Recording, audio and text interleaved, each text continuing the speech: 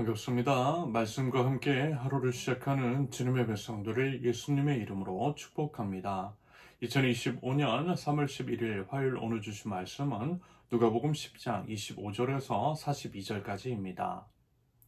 어떤 율법 교사가 일어나서 예수를 시험하여 말하였다. 선생님, 내가 무엇을 해야 영생을 얻겠습니까? 예수께서 그에게 말씀하셨다. 율법에 무엇이라고 기록하였으며 너는 그것을 어떻게 읽고 있느냐? 그가 대답하였다. 내 마음을 다하고 내 목숨을 다하고 내 힘을 다하고 내 뜻을 다하여 주 너의 하나님을 사랑하여라 하였고 또 내 이웃을 내 몸과 같이 사랑하여라 하였습니다. 예수께서 그에게 말씀하셨다. 내 대답이 옳다. 그대로 행하여라. 그리하면 살 것이다. 그런데 그 율법 교사는 자기로 옳게 보이고 싶어서 예수께 말하였다. 그러면 내 이웃이 누구입니까? 예수께서 대답하셨다.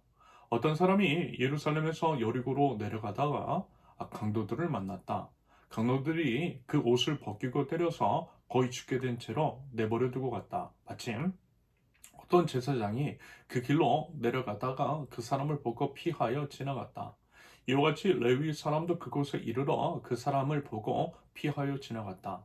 그러나 어떤 사마리아 사람은 길을 가다가 그 사람이 있는 곳에 이르러 그를 보고 치근한 마음이 들어서 가까이 가서 그 상처에 올리브 기름과 포도주를 붓고 싸맨 다음에 자기 짐승에 태워서 여관으로 데리고 가서 돌보아 주었다.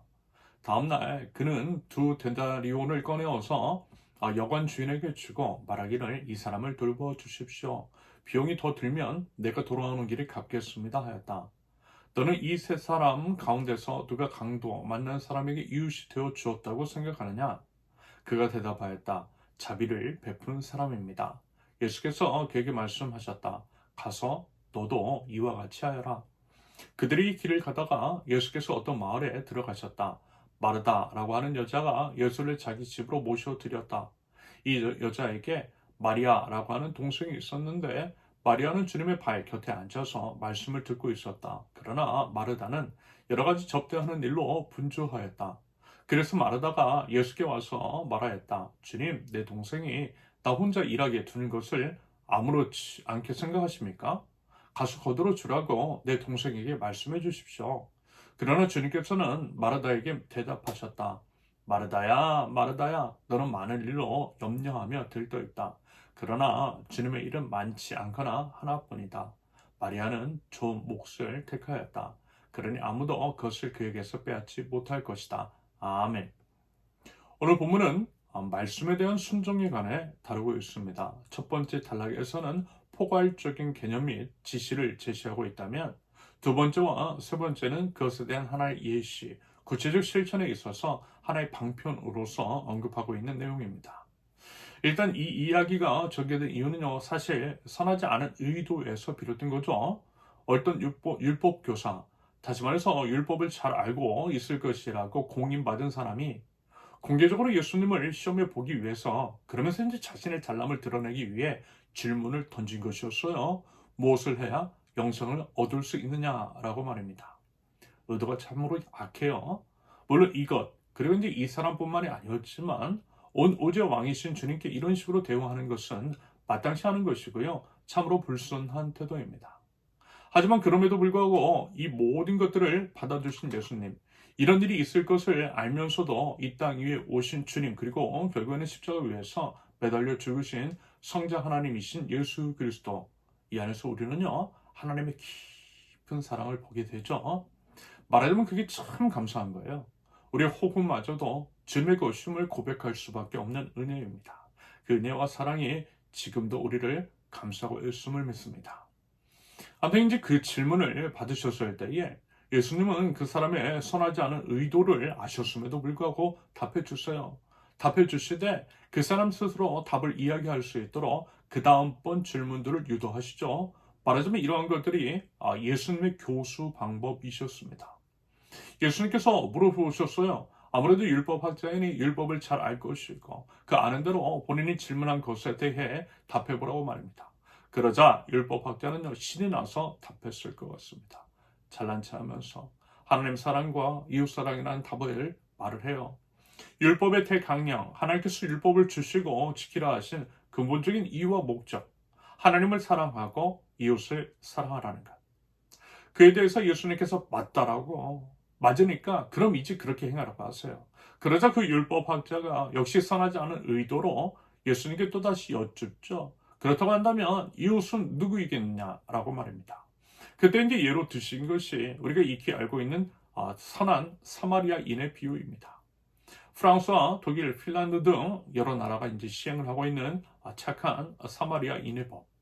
즉 자신이나 제3자가 위험해지지 않는데도 위험에 빠지는 사람을 구조하지 않는 사람을 처벌하는 법이 다름 아닌 이 비유에서 유추 적용 시행되었다라고 합니다. 착한 사마리아인의 비유. 간단하게 이제 요약을 하면요. 어떤 사람이 강도를 만났대요. 지금으로 말하면 목사격인 제사장, 그리고 이제 교회 중직자격인 레위인은 죽음의 위기에 있던 그 사람을 모른 채 지나쳤대요. 오히려 자신에게 손해가 올까 피해서 갔다라고 합니다. 반면에 어떤 사마리아인은요, 그 사람을 불쌍히 여겼대요. 온갖 위험과 손해를 무릅쓰고 그를 도와줬대요. 그러면서 일방인의 상식, 그것은 이제 범주를 넘어서는 친절을 베풀었다라고 하시면서 바로 이 사람과 같은 사람이 이웃이고 이와 같은 이웃이 되라고, 다시 말해서 착한 사마리아인처럼 행하라는 말씀을 하셨습니다. 참으로 당연한 말씀이죠. 하지만 행하기는 결코 쉽지는 않은. 한 예로 여러분 우리 한국교회에는요 이와 관련된 참으로 부끄러운 일들을 자행했던 것들을 선명하게 우리는 기억하고 있습니다. 수년 전 제주도에 찾아왔던 예멘 난민 기억하시죠? 그들에게 우리는 어땠어요?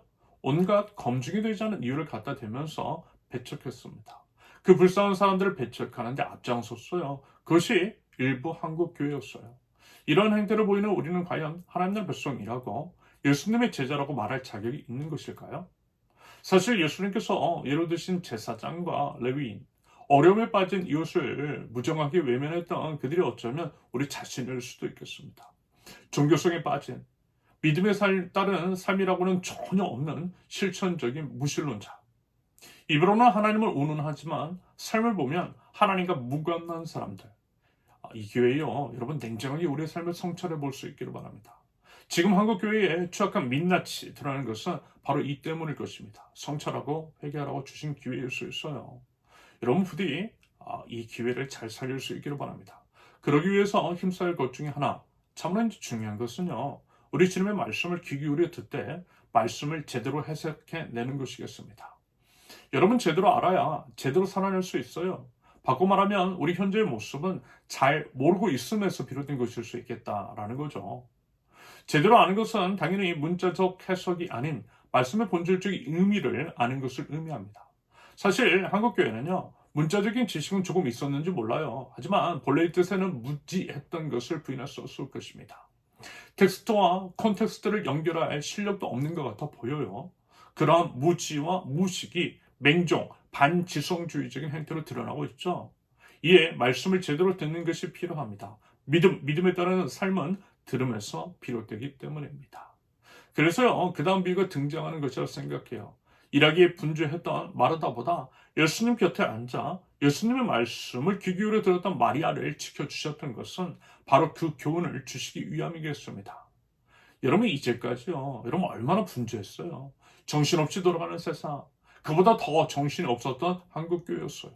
프로그램, 이벤트에 중독된 한국교회, 그래서 말씀과 멀어지고 무관하게 된 것은 아니었는지 분명 저는 연관이 있을 것이라고 생각이 들었습니다. 이 부분에 대해서요, 우리 한번 진지하게 생각해 보고요, 회복을 위해서 힘써야 할 것을 힘쓸 줄 아는 우리들 될 수 있기를 바랍니다. 무엇보다 우리 주님을 제대로 알게 된 그대로 삶으로 살아내는 저와 여러분들이 되실 수 있기를 예수님의 이름으로 축원합니다. 함께 기도합니다.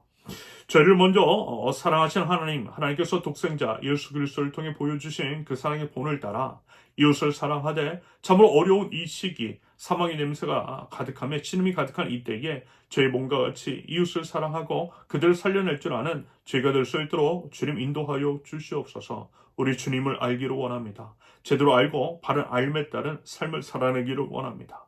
지혜와 계시의 영을 부어주셔서 하나님을 알게 하시되 모든 상황 속에서 말씀하시는 하나님의 음성을 온전히 분별해내고 우리 주님의 뜻을 따라 순종하며 살아가되 현재의 상황 속에서 울려 퍼지는 준엄한 하나님의 명령을 청정할 줄 아는 그 믿음을 허락하여 주시옵소서. 그러한 믿음의 백성들을 하나님 일으켜 주시옵소서. 예수님의 이름으로 기도합니다. 아멘. 하나님께서 오늘 주신 말씀과 각자의 기도 제목을 놓고 우리 잠시 기도합니다.